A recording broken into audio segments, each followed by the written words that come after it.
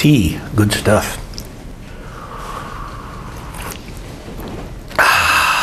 Spiced green, imported from China.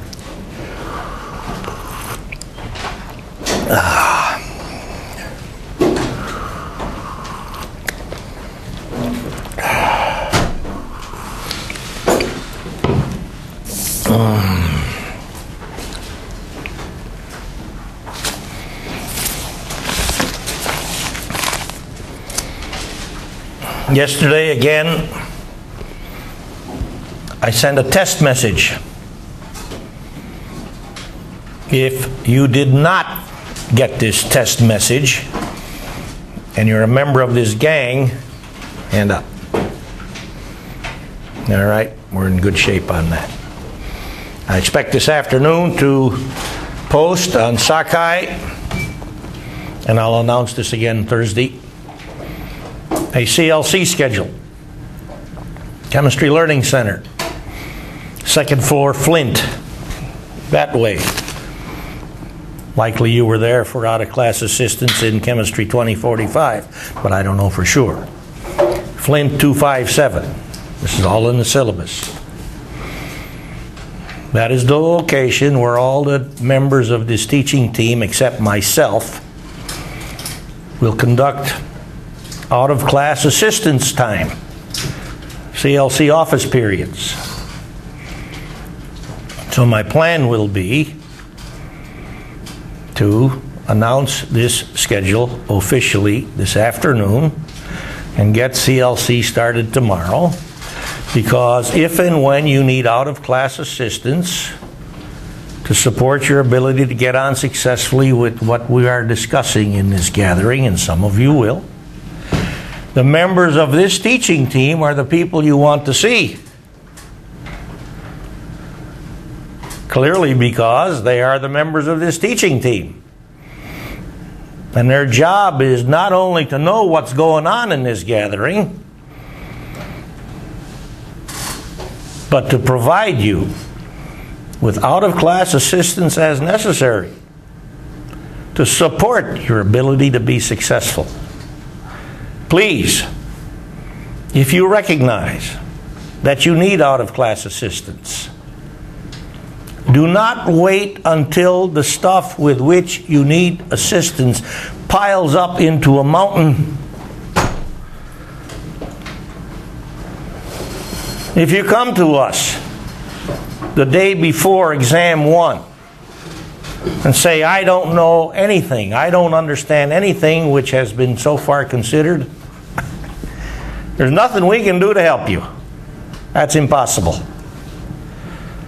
Because by that time we will have gone through a ton of material, challenging material, as you've already recognized.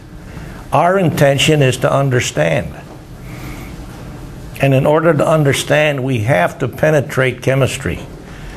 We're not going to at any time just recite facts or give you information. That leads to no understanding and no appreciation. We're not doing any of that stuff.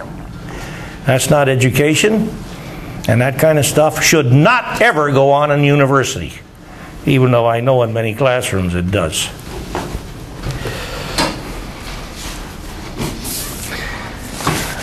Now, where are we?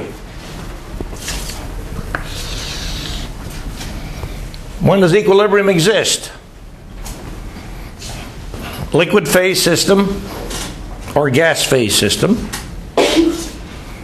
or liquid phase, gas phase, which may or may not, which may also contain one or more solids.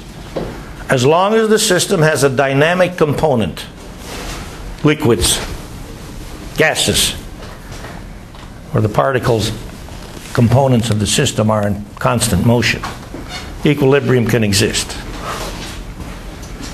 For a reaction in this dynamic system, when will equilibrium exist? When the reaction in question in the system has proceeded to an extent which is less than 100%, greater, of course, than 0%, but has not gone to completion. Well, if the reaction has not gone to completion, if all reactants have not converted to products,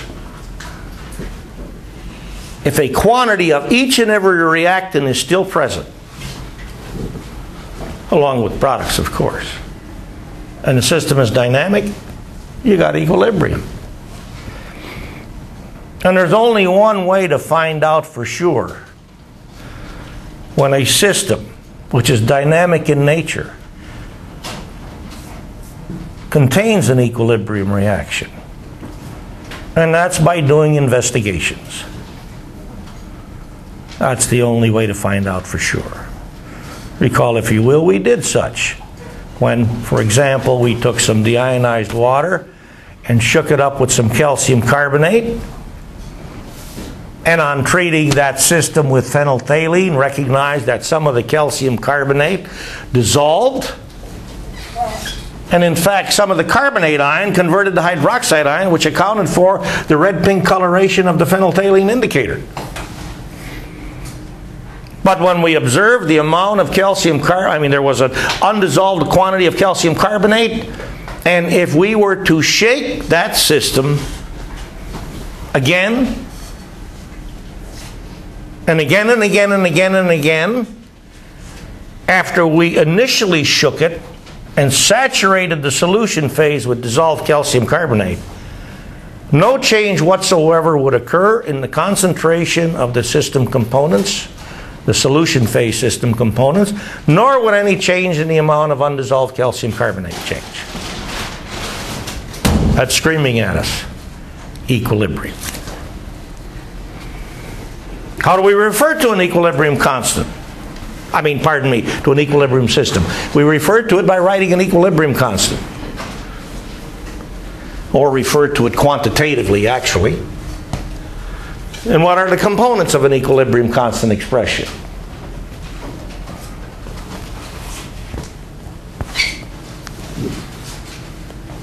The concentrations of the reactants and the products. Solution components, liquid phase, expressed in terms of their molar concentrations.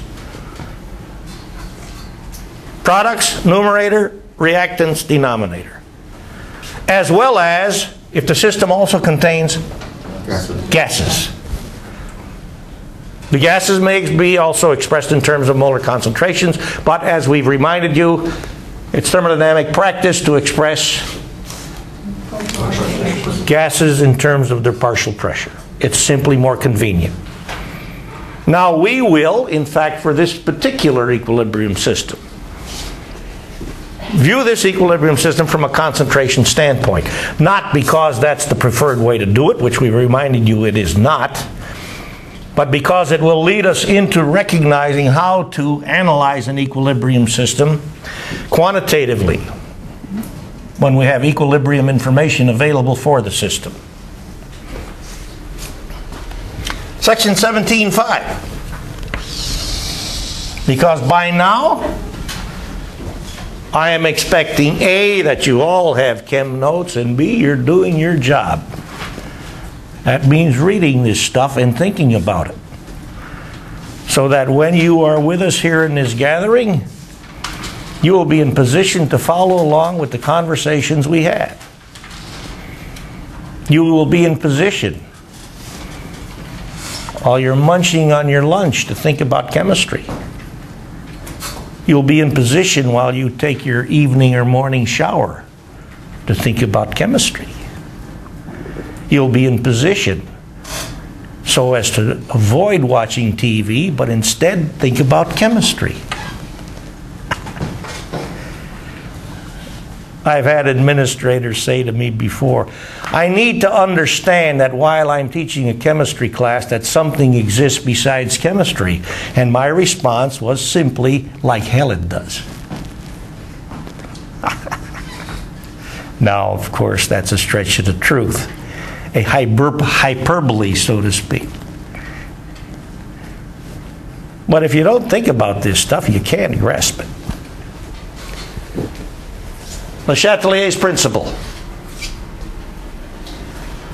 A brilliant statement,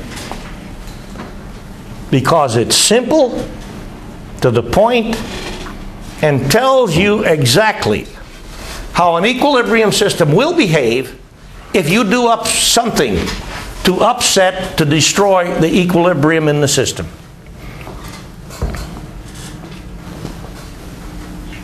We talked about this equilibrium system. You'll study this equilibrium system in laboratory. We'll study this equilibrium system intensely in Chapter 18. Mainly because this equilibrium system involves acetic acid as solute, which is the best known weak acid of all time. Why might that be the case? Well, I'll tell you a story. I like to tell stories. I tell lots of stories. You can ask these people. I tell stories all the time. Stories which are intended to support what's going on and its understanding. In pre-biblical days, people were engaged in a chemical process. Chemical process, I expect that you've heard about. It's called fermentation.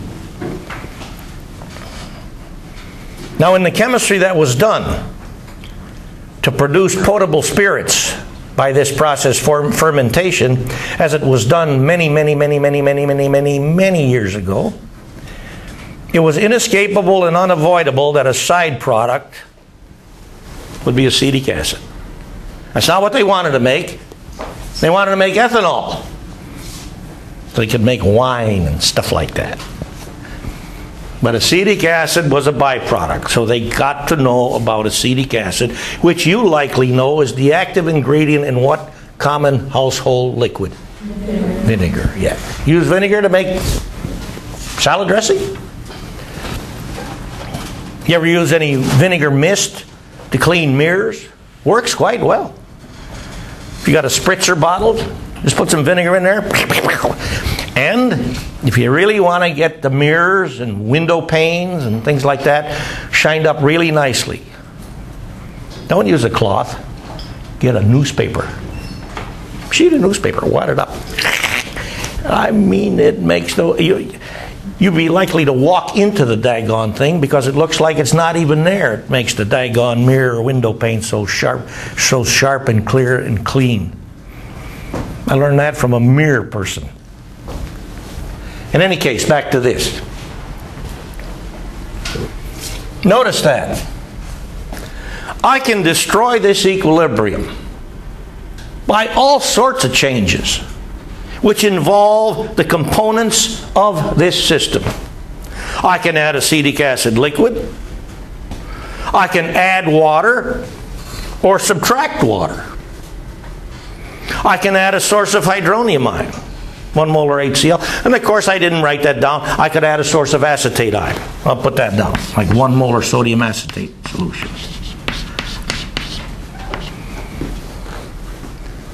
The application of any of these changes at the instant at which this change is made kills this equilibrium. And since the changes which we made to kill this equilibrium involve the components of this system and nothing else, to get us back to equilibrium, the only possible additional changes which can take place is this system reacting left to right as written, or right to left going this way to get us back to equilibrium. And what Le Chatelier's principle says, as a consequence of equilibrium being the most stable thermodynamic state in which a reaction system can exist, is if you destroy an equilibrium, if at all possible, a reaction in the system will take place to do what? Get us back to equilibrium. It's the most stable state the system can be in. Now, textbooks have a habit of referring to this as the equilibrium shifting. I'm burning that book. I'm not a book burner. But when books stand in the way of learning chemistry, I'm burning that damn thing. I mean it. No respectable equilibrium in its life ever shifted. It's the most stable thing it is for the system. You got to keep in mind, as we said, When you apply any of these changes, as well as a whole bunch of other changes, anything you do which relative to the equilibrium concentration of this, or of this, or of this, anything you do to change the concentrations of these species, when this system exists, when this equilibrium is in a vessel, the equilibrium is destroyed. And Le Chatelier says, if at all possible, a reaction will occur in the system to get us back to equilibrium. So let's take a look at the reactions which will occur if I destroy this equilibrium by adding some pure acetic acid, which under normal laboratory conditions is a liquid. Now, likely you've thought about this. It's a simple concept, or a simple conceptual way by which you can get an equilibrium.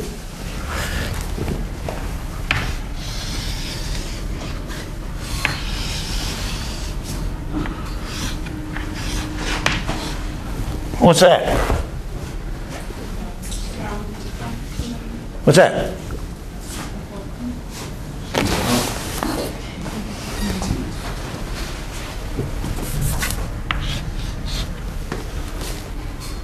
Good or not? A teeter-totter. Seesaw. Right? You ever play seesaw when you were a kid?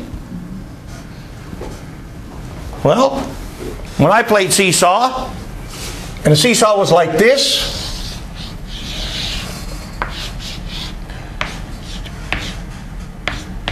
and this is little Jimmy. That's me. I jump off, the seesaw went boom, ow! I said, ah. Then my partner, seesaw partner, did it to me, and I said, that's not so much fun. So, if I add this, what happens to the seesaw? Where acetic acid water, this side,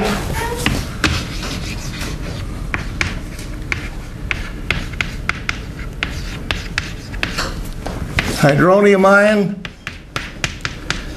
acetate ion this side. If I add this, at the instant at which I add this, does the seesaw stay the same, tilt this way, or tilt this way? What's the seesaw do? Stay the same? No. Tilt this way? No. Tilts this way, right? Because I added more stuff on this side. So does it seem to be reasonable that the only thing that can occur in this system to get us back to equilibrium is for this thing to go and react that way? For some of the added this to get together with water and make more of this and more of this. Okay? All right? Let's add this. Now in adding this, you have to pay attention to something we reminded you about yesterday. What is this something? It's called Principal System Inventory. How does this system inventory? Right here. What's in this system? What's in it? Don't tell me HClAQ, because there's no HCl molecules in there. What's in there? Hydronium ions? Water? Chloride ions. Well, at this stage of the game, I will simply remind you that chloride ion has no impact on this system, which, if you look at it, is a Bronsted-Lowry acid-base system. Bronsted-Lowry, what's that mean? That's a reaction involving H+ exchange. Do you see that as this molecule reacts with this molecule gives H+ to this molecule, that turns this molecule into this ion. And when HAC loses H+, it becomes this ion. So this is an H+ exchange reaction, which is Bronsted-Lowry. And chloride ion is a weaker base even than water. So chloride ion does not get involved in H+ grabbing in water solution. But hydronium ion clearly is a component of the system. So if I had hydronium ion, then at the instant at which I added the hydronium ion, then I got this seesaw, don't I? And then this thing is hydronium ion. So, what reaction's got to happen to get us back to equilibrium? This. Nothing fancy about this. Same if I add acetate ion. At the instant in which I add acetate ion, the seesaw looks like this. Reaction got to go this way to get us back to equilibrium. Now, what if I add water? Keeping in mind that the addition of water does not change water concentration. Remember that for this system, for this very system, well, you know how this game plays now.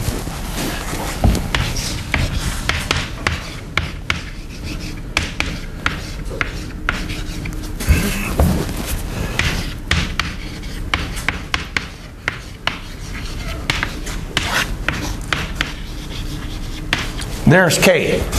Doesn't contain water. Why does it not contain water? Because it's essentially a pure liquid. It's the solvent. You're going to change the molarity of water by adding water. But adding water does upset the equilibrium. Now, what reaction will occur to get us back to equilibrium on the addition of water? Well, probably you would all respond immediately correctly. But I'll ask this of you to think about. This statement, when you were in 2045, were you trained to read reaction equations? Here's a reaction equation, an equilibrium reaction equation. What's this equation mean? I mean, if you're in chemistry class, we're writing equations for reactions all the time. You need to know what that thing tells you. You need to know how to read an equation for reaction.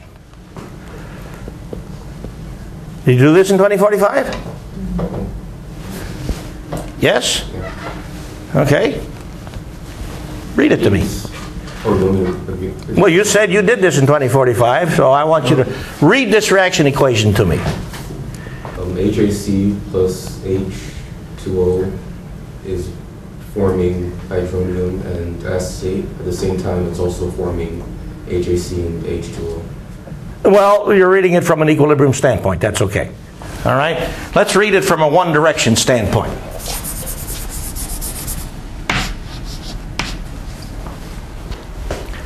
Read it again, just for fun. HAC plus H2O forms hydronium and acetate ions. Is this a guarantee? Yeah. Because I wrote it on the board? You realize what you have before you here is nothing but a bunch of chalk dust. If I write this on the board, A plus B goes to C, does this guarantee that if I put A together with B, I get C? That's right. You'll be careful about reading an equation for a reaction.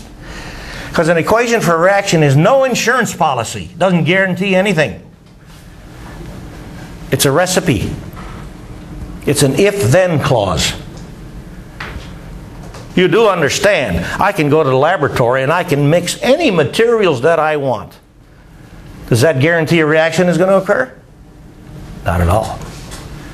So I'll show you the better way to read a reaction equation, or tell you.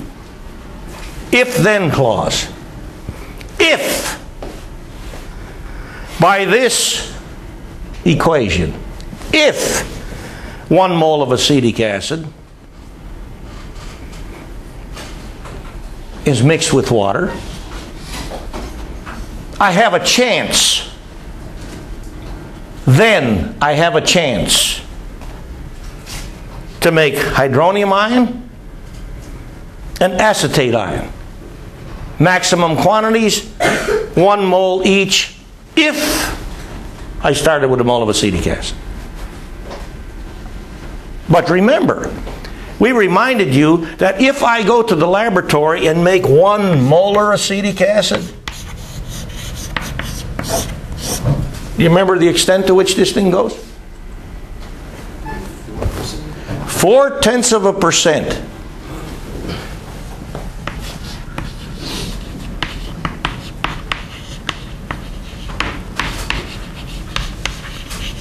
Not much.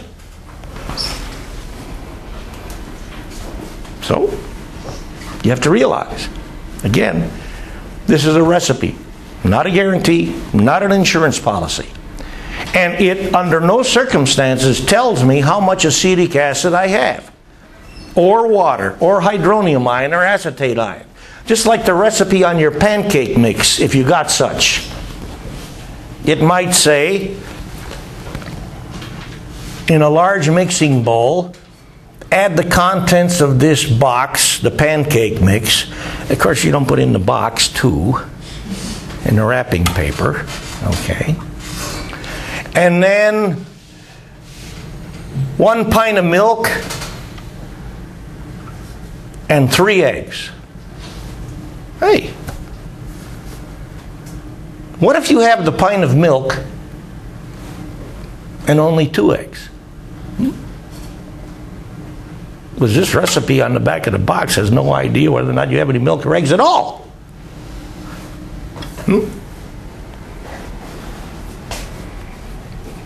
The pancake mix recipe says, put the contents of this box in a mixing bowl, add a pint of milk and 3 eggs.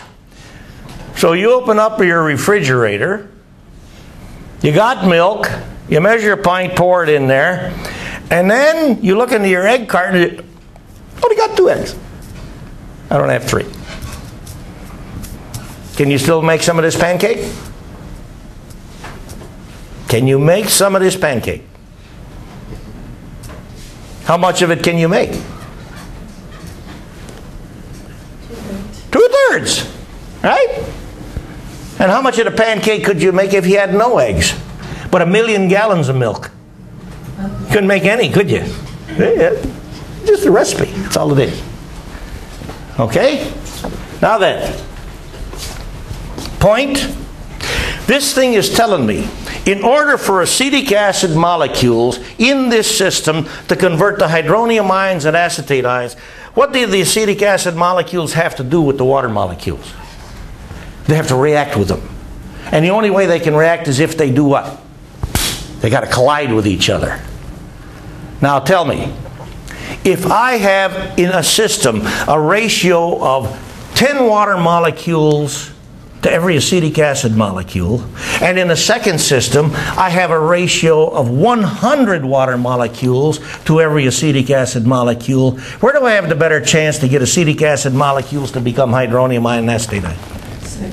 Where I have a higher ratio of water to acetic acid, and I'm adding water. Does that up the ratio of water molecules to acetic acid molecules? Does that tell me I got a better chance for this thing to go as written? So the reaction which will go if I make this change is this. Well then, with that in mind, let's go back to this and ask what happens if I do this. Does this upset the equilibrium? Then how will how will the system behave to get us back to equilibrium? Right to left or left to right? Right to left, you betcha. Okay. Now, a couple of comments on the stuff that gets us up to the equilibrium demonstration, which we're going to do here in a moment. How can I change, if possible, the value for an equilibrium constant? Number one, change temperature. Why does change in temperature change the value for an equilibrium constant? Why does a change in temperature change the ratio of the concentration of hydronium ion times the concentration of acetate ion divided by the concentration of acetic acid for this equilibrium system? Why does a change in temperature change this ratio and therefore change the value for the equilibrium constant? It changes the collision rate. How will it change the collision rate? It'll move faster or slower. But remember, all these particles are in the system. Particle, particle, particle, particle. So if I add heat, raise the temperature, all these particles are going to move faster. You agree with that? mean, what you said is correct, but you got to be careful about how you get at the details of this. Let's look at it instead of from a kinetic standpoint, which is what you're talking about, collision rates. Let's talk about it from a thermodynamic standpoint. Because in Chemistry 2045, every one of you talked about exo and endothermic reactions, didn't you? Okay? Take a look at this. Do you think this reaction system, as written left to right, is exo or endothermic?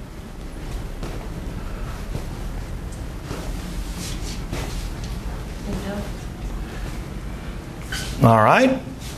That's a correct vote. Now, the way I play the game is if I asked you on an exam, is this reaction system exo or endo? You can bet that after I asked that question, it would then say explain. And after you wrote endo, which is correct, if the question's worth 20 points, you just earned 1 point. That's all I'm giving you for the right vote. I don't pay much for politics. Let's get at the explain. But you got us off to a good start with endo. Because the most stable state for ions is to be in an ionic compound, and if you break those bonds into ions. Well, what ionic compound are you talking about here? Or when you're separating ions from compounds, sorry, and From compounds. Be careful, because I can write a reaction equation where on each side I have ions. And the same moles of ions. It takes energy to break bonds. Break bonds. Well, if I go this way, what bond am I breaking? If I go this way? H. H plus to the acetate ion. Right? If I go this way, am I breaking a bond? What bond am I breaking? H plus to water. Right? So either way I'm breaking a bond. And either way I'm making a bond. Is that all right? Right? If I go this way, I'm breaking a bond of H plus to acetate ion while making a bond of H plus to water. Okay? And if I come this way, I'm breaking a bond of H plus to water while making a bond of H plus to acetate ion. So we got to go further. But you're on the right track. I thought you had your hand up. I was actually. Well, if that was the case, and you're still making it, but doesn't it take more energy still to remain in that ion, like to do ionization? This is not ionization in terms of taking away or adding electrons to create ions.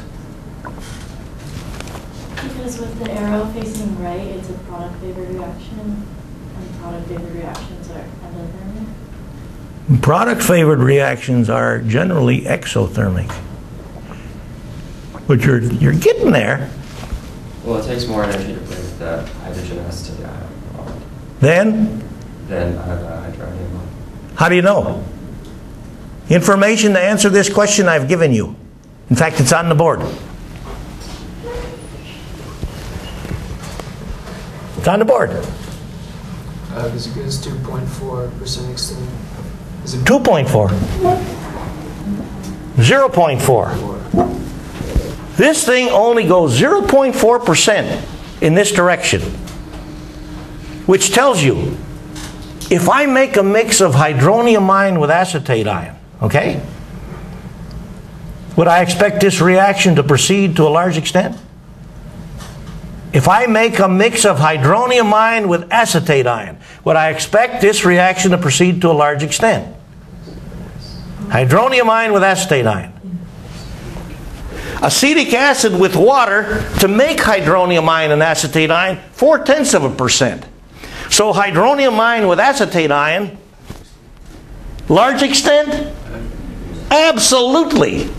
Because the reason why this thing is endo relates to what that gentleman said. It takes me more energy to break an H plus acetate ion bond than it does to break an H plus water molecule bond, because hydroniumine is a hell of a lot stronger acid than acetic acid. How about that? All I did now really was to lay foundation for what we will begin to look at in detail in chapter 18 on acid-base chemistry. But there's nothing stops me from talking about something and relate it to all the other somethings we're going to try to do. Because if you learn chemistry on a bit-by-bit basis, if you don't understand how equilibrium relates to reaction rate, if you don't understand how equilibrium relates to acid-base strength, if you don't understand how this relates to endo and exo nature of a reaction, you're never going to understand chemistry. And that's the main reason why textbooks are terrible. Because they don't do that at all. They have asked you in 2045 to take a phase diagram and learn about it, right? In chapter 14, right? And a phase diagram is a thermodynamic diagram. And you don't do a full chapter on thermodynamics in that damn dumb textbook till you get to chapter 20. So he's asking you to understand something which you cannot understand because of the way it's presented. You can't understand it because of the textbook, not because of your incapability of understanding. Well, we're throwing away the textbook, and we're going to give you the capability to understand all this stuff. How about that? Isn't that fun? Because remember what we want. Learning! And that's what we're going to do. Okay. Now then, all that for now was for fun. Good fun, though. So, change in temperature produces a K value change because every reaction is exo or endo.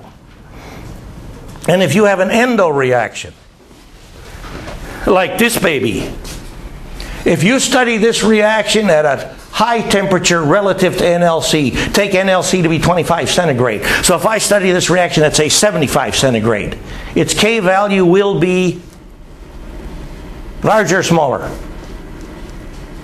It's endo. It needs heat to go. And I'm going to study it at 75 centigrade. Will the K value be larger than it is at NLC? You betcha. Absolutely. And if I study this system at lower temperatures, then the K value is going to come down relative to the value at NLC because it's endo. Now then, it's also possible, on unusual occasion, I should say, to change a K value for a gas-containing equilibrium, or an equilibrium which is strictly gas phase like this one, by changing pressure.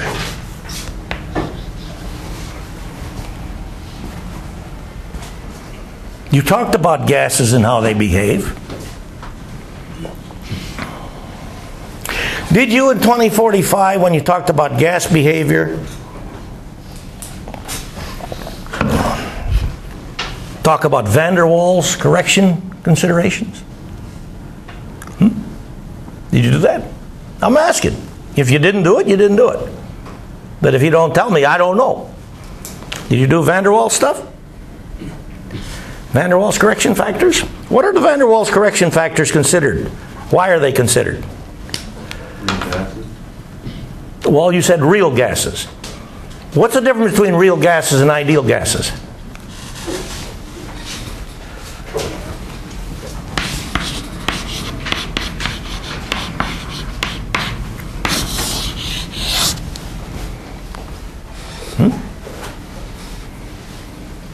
What does this statement depend on? The so-called ideal gas equation. That the gas will react as expected within the boundaries of that equation? React? Or behave. Rather. Behave, yes. Now, in order for a gas to show behavior that's describable by this equation, you have what's called an ideal gas. But I ask again, what's the difference between an ideal gas and a real gas?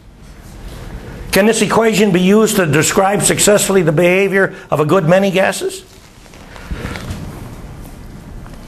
Does it consider friction between molecules? Does this equation serve the purpose of describing the behavior of a good many gases? I mean, if it doesn't, why in the hell even talk about it? You see, it does. This equation serves quite well to describe the behavior of a good many gases, provided the gases are studied under conditions in which they exhibit ideal behavior, right? What does ideal behavior depend on? High temperature and pressure. What? Ideally, it's best studied in high. Tell me the two factors that ideal behavior depends on. Pressure and temperature. Pressure and temperature. Good. How does it depend on pressure? Well, no, let's go to the temperature part first. Temperature part. If you want a gas to have its behavior describable by this statement, do you want T high or T low? Why? Because the speed of the molecules, Tell me more. they increase. So the rate at which they collide, you'll have a favorable collision increases. This equation is really based on the fact that an ideal gas system is colligative. What's that mean?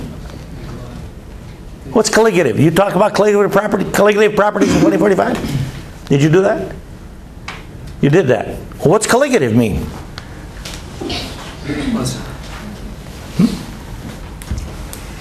What's a colligative system? No, this 2045 stuff. This is what I tell these people. You talk about this stuff and they don't understand it. Well, we're getting past that. I want to see to it that you understand the stuff from 2045 that you're supposed to have understood. But if you don't when you come in here, it's not your fault. So we're going to get you past that. A colligative system is a system whose behavior depends on the number of particles in the system which behave independently of each other. And you want gases to have ideal behavior to behave independently of each other. And in order to get them to behave independently of each other, you get them damn things hot. Because when they're hot and move very, very rapidly, what forces are now going to be overcome because of this very high rate of travel? IMS. IMS. Keep going. That's right. Intermolecular attraction forces. That's right. You don't want these particles to show any hydrogen bonding among or between each other. You don't want these particles to show any London associations with each other. You don't want these particles to show any dipolar associations with each other. That's what you're trying to eliminate. What was that second thing? High temperature and now pressure. No. You said hydrogen bonding, you said something, and then you said dipole. Well, we want to overcome hydrogen bonding associations, dipole-dipole associations, London associations. What is that? What is what? London Association. Well, maybe you talked about them as van der Waal associations. Okay. Did you do that? Okay, London and van der Waal, same thing.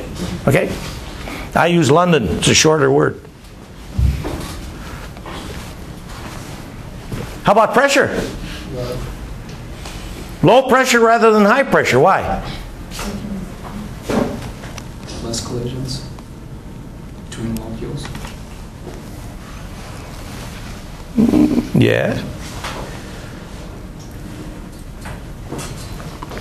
To repeat, high temperature to overcome intermolecular attraction forces, which cause two or more particles to behave as if they're only one. And If you have a high pressure, then it'll condense into a liquid, maybe. well, that's entirely possible if you put enough pressure on it and the temperature's low enough. But remember, this statement is premised on the assumption that the volume occupied by gas molecules themselves in a gas system is nothing compared to the volume of the system. Remember that? if I have a piston cylinder gadget,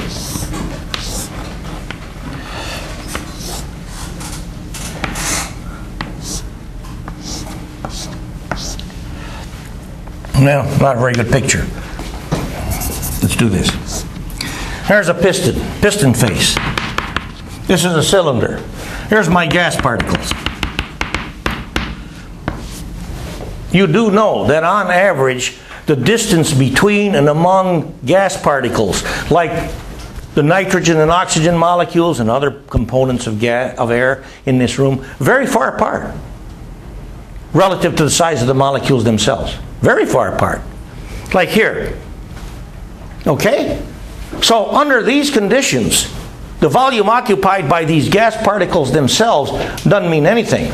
But if I push this piston into the cylinder and in so doing raise pressure,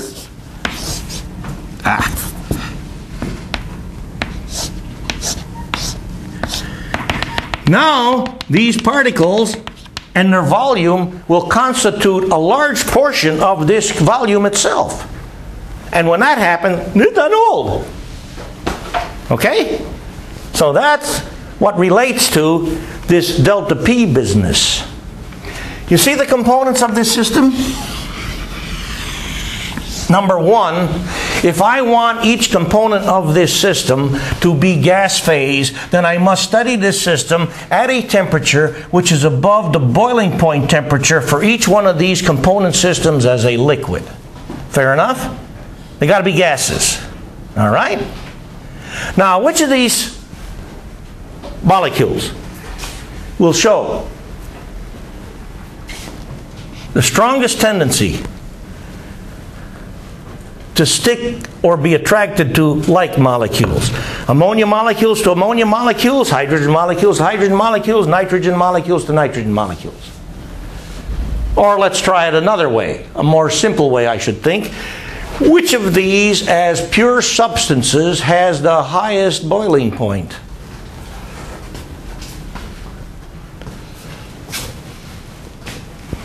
Nitrogen, hydrogen, or ammonia? Ammonia, why? Hydrogen bonding, that's right.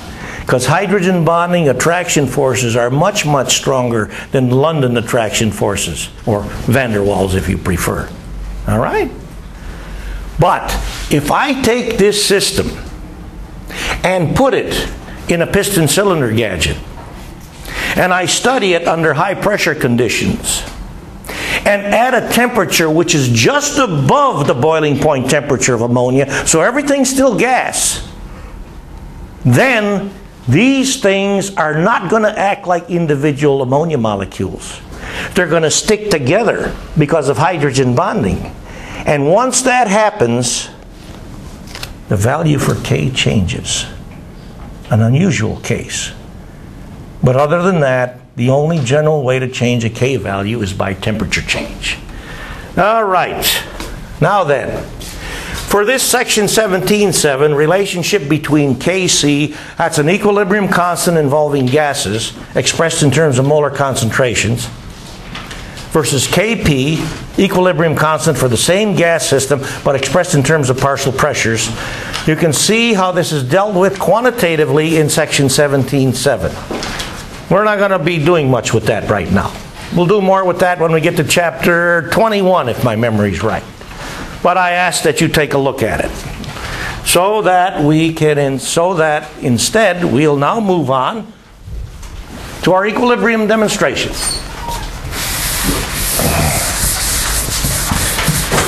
If you will, take a look at the board over there.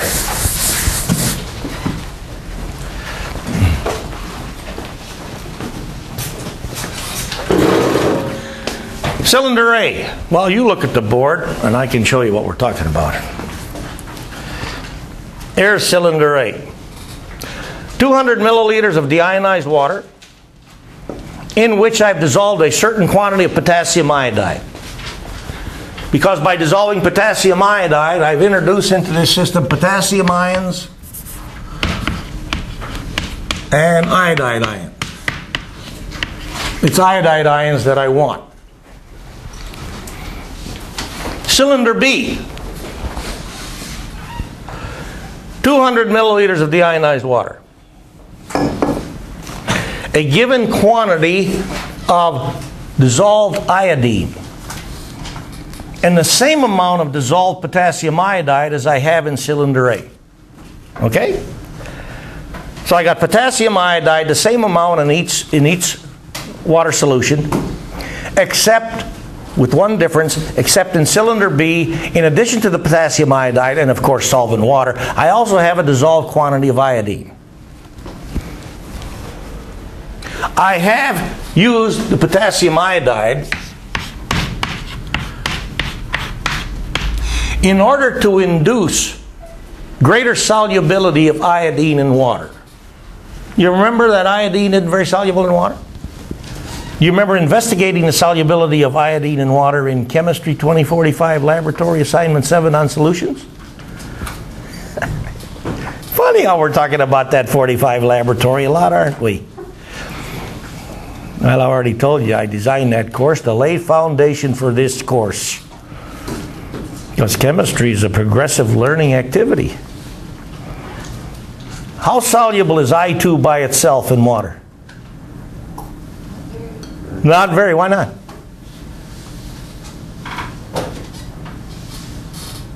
Go ahead.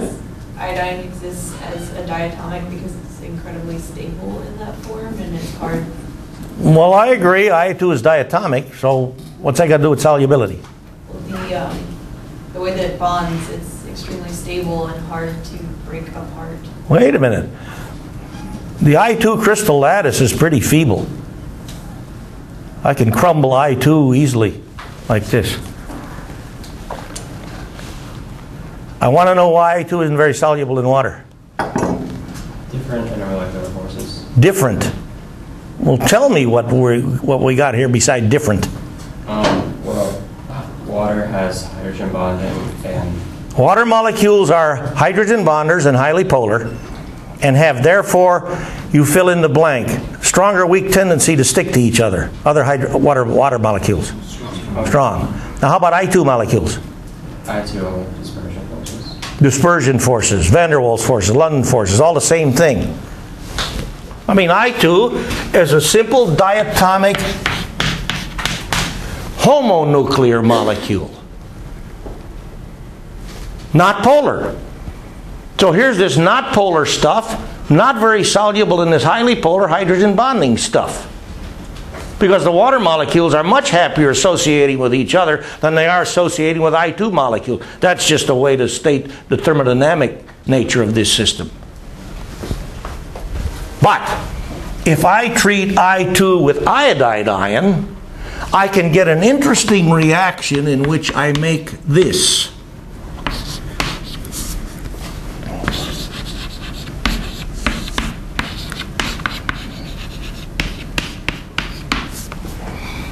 Did you talk about the triiodide ion in 2045?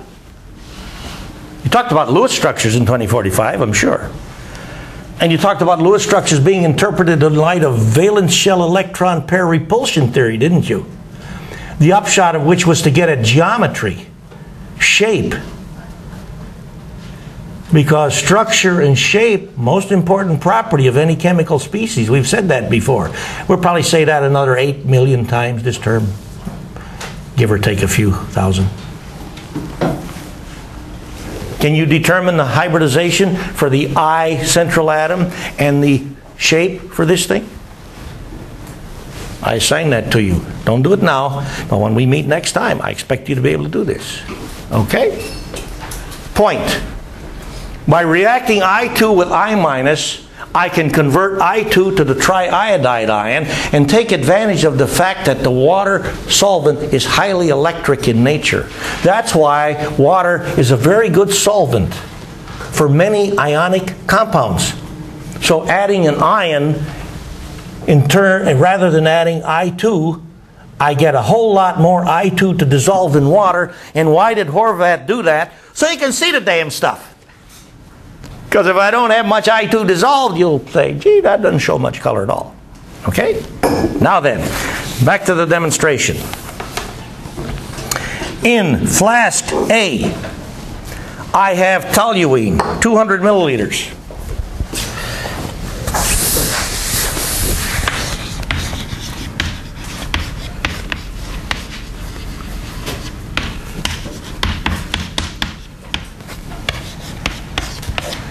And in this 200 milliliters, I've dissolved a quantity of I2. The exact same quantity of I2 as I dissolved in my 200 milliliters of water in cylinder B. Flask A, 200 milliliters toluene with I2.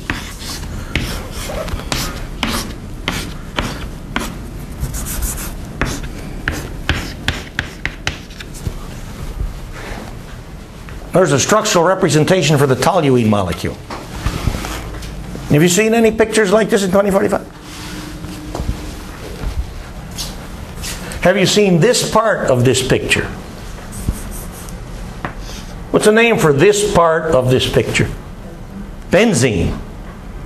What very important valence electron property is shown by this molecule? I'm listening.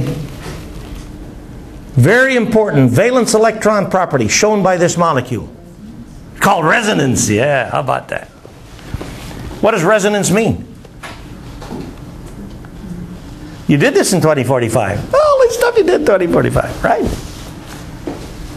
Tell me, if you interpret this picture literally,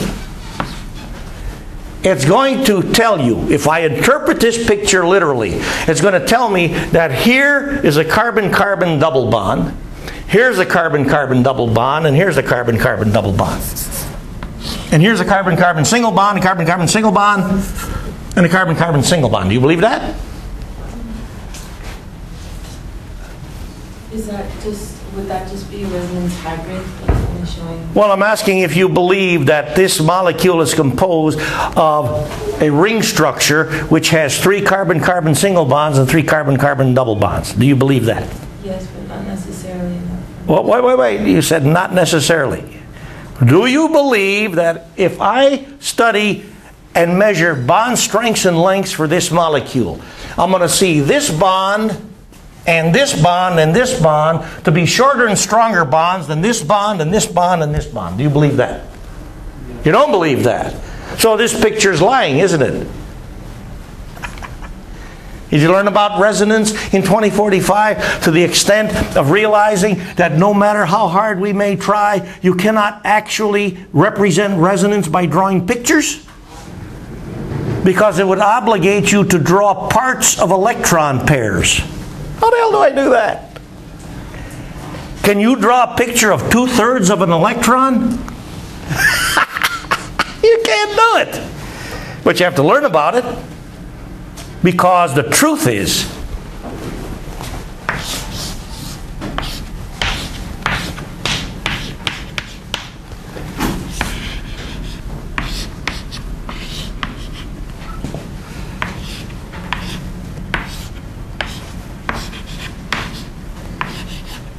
each carbon-carbon bond in this molecule is of the same length and strength.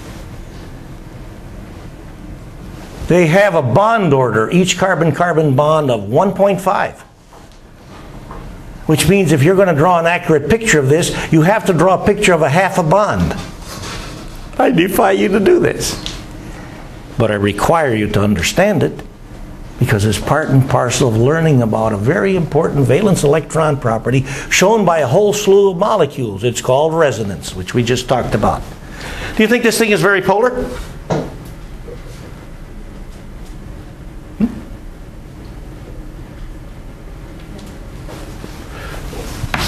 V polar for very, SL for slightly polar, or NON for nonpolar.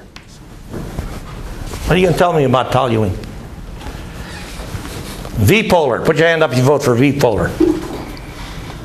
Put your hand up if you vote for SL polar. Put your hand up if you vote for nonpolar. Put your hand up if you didn't vote. All right, you buy beer and pizza for next week.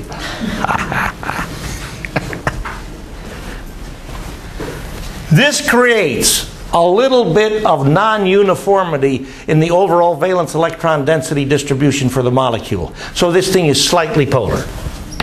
So if I take I2 and mix it with toluene, you think I got a good chance to get the I2 to dissolve much more effectively than I2 will dissolve in water? Discarding this I minus business?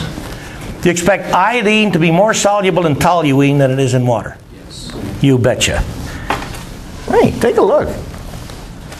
Now, I shouldn't say take a look, but you do see the nice intense red-purple color. This is the I2 dissolved in toluene. There's no potassium iodide in here. I do have the same amount of I2 dissolved in here, but I got the I2 to dissolve because I tricked it to go into solution with I minus to make this triiodide ion. Now, in the past, the demonstration which we are about to do, I've done with carbon tetrachloride. I used carbon tetrachloride until the EPA folks came around and said, we'd rather you didn't use carbon tetrachloride because of its carcinogenic nature. And I'm agreeing with that. But I will ask this question. Would you expect I2 to be more soluble or less soluble in carbon tetrachloride than I2 is in toluene?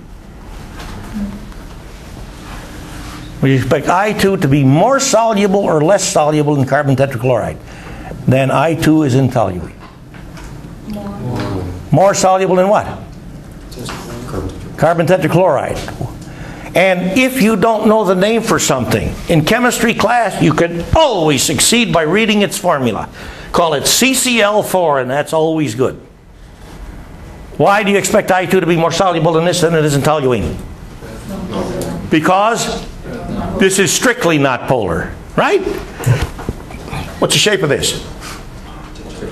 What's the carbon central atom hybridization? sp3. All right? All right, let's get on with fun.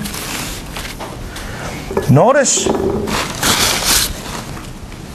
which has been part of our conversation on this demonstration, when I add my 200 milliliters of toluene containing dissolved I2 to this system,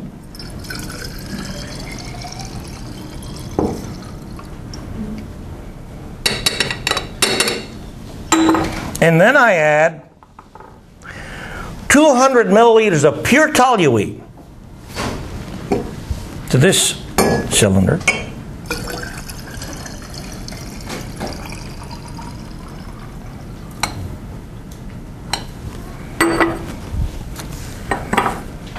I now have two systems. The system contained in cylinder A, the system contained in cylinder B, which compositionally compare how? How do they compare compositionally? The one on the left is completely miscible and that one's like... Wait a minute. I'm not asking about how they look. I'm asking how they compare compositionally.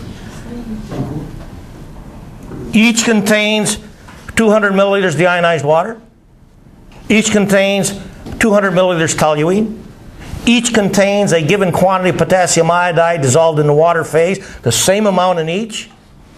And each contains a dissolved quantity of iodine, the same amount in each. So compositionally the systems are identical. Okay? Are they at equilibrium? How do we know they're not at equilibrium? We've got two systems of exactly the same composition. How do we know the systems are not at equilibrium? If they were at equilibrium, they look the same because they have the same stuff. You agree with that? These systems are compositionally identical.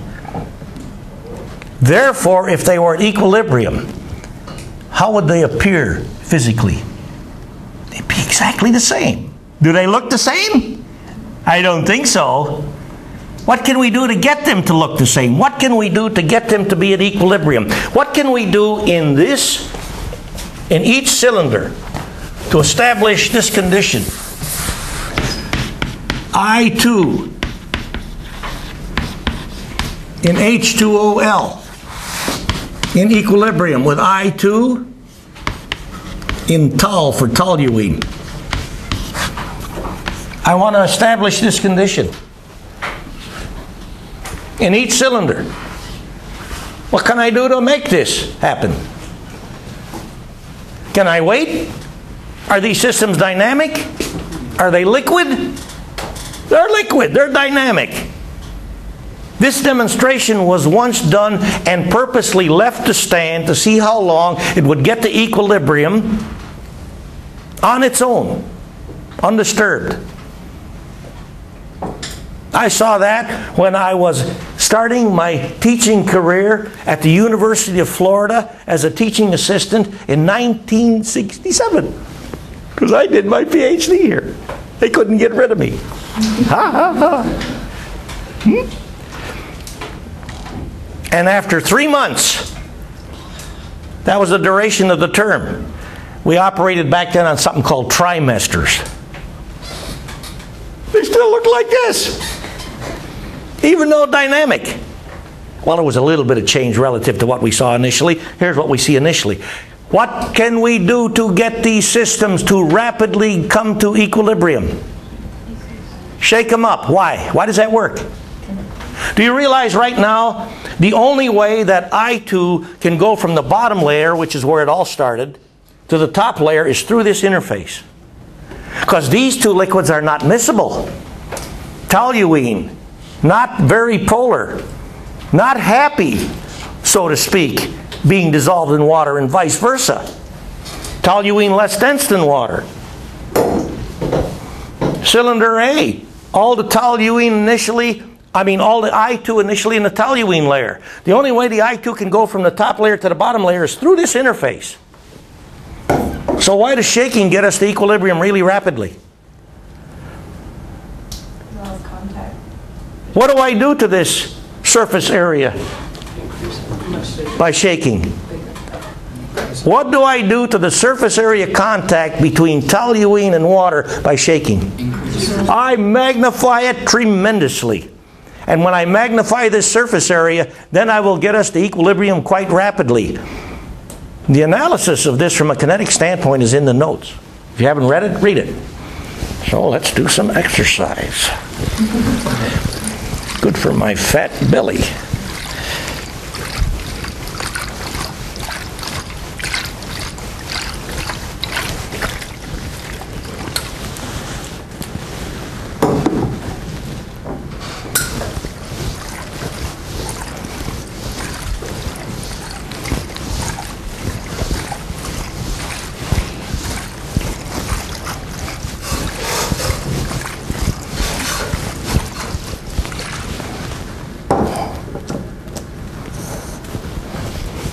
Question. Before agitation, before mixing, which one of these systems was closer to equilibrium? A or B? Remember, B started with all the I2 in water. A started with all the I2 in toluene. Which of the systems was closer to equilibrium before I shook them up? A or B? I repeat again. We started initially with all the I2 in toluene in A, and in B, all the I2 in water. Right? In which of these liquids is the I2 much happier?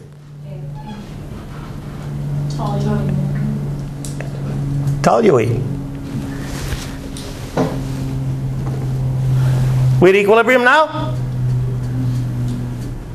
Do they look alike now? Hey, we're at equilibrium. We got there by this agitation process. Now, I'm going to leave you with this. Look at the notes.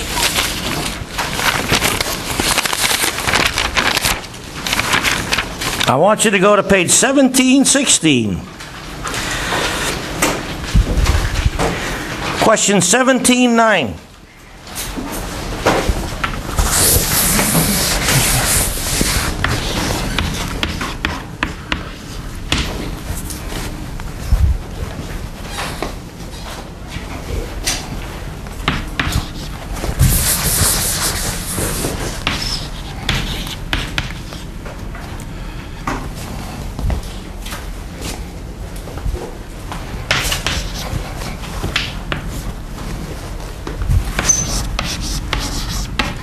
where you are reminded with other information that's in this part of the notes, that K dist is short for distribution.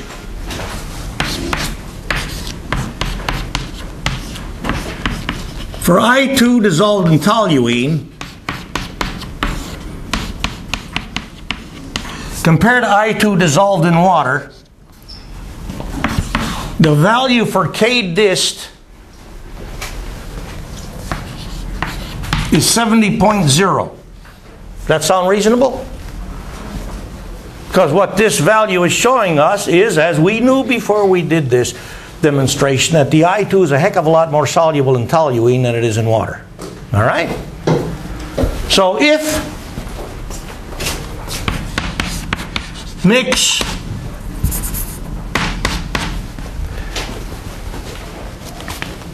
not much, half a gram to 3 sig figs, I2 with 100 mLs tol and 900 mLs H2O.